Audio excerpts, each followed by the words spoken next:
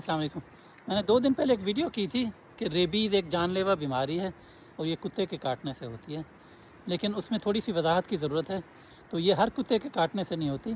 Rabies ایک viral disease ہے، ظاہر ہے یہ وائرس سے ہوتی ہے جس کا نام ریبیز وائرس ہوتا ہے۔ تو جب تک وہ وائرس باڈی میں نہیں جائے گا تو تب تک تو یہ بیماری نہیں ہوگی۔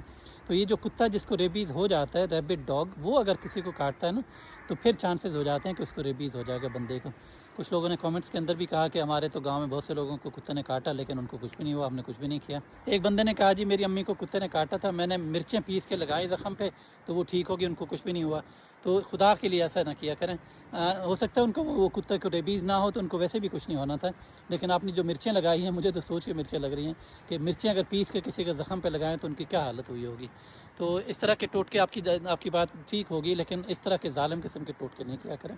اور اس کے علاوہ یہ میں نے کہا تھا کہ یہ اس سے بچتا کوئی نہیں ہے، یعنی اگر بیماری ہو جائے، اگر بیماری ہونے کے بعد جو ہے نا تقریباً کوئی 30 لوگ میکسیمم جو بتایا جاتا ہے، رپورٹ ہوتے ہیں کہ 30 لوگ ابھی تک دنیا میں ہیں جو بچ گئے بیماری ہونے کے بعد۔ اس میں پاکستان میں انفارچونیٹلی ابھی تک کوئی ایسا بندہ رپورٹ نہیں ہوا جس کو ریبیز ہوا ہو اور وہ ٹھیک ہو گیا ہو۔ تو اس لیے ساری احتیاطیں کی جاتی ہیں کہ جو میں نے بتایا تھا کہ 15 منٹ تک اسے پانی اور صابن سے دھونا ہے اپنے زخم کو، پھر آپ نے ہاسپٹل جانا ہے، وہ آپ کو ویکسین لگائیں گے، اگر زخم بہت زیادہ گہرا ہے تو ایمیونوگلوبولن لگائیں گے۔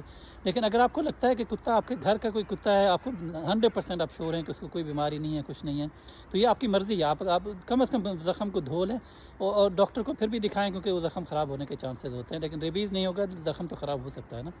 یہ ہر سال تقریباً 50 سے 60 ہزار لوگ دنیا میں ریبیز کی وجہ سے ان کی ڈیتھ ہو جاتی ہے، تو لیکن اگر بر وقت احتیاط کر لی جائے تو اس سے بچا جا سکتا ہے۔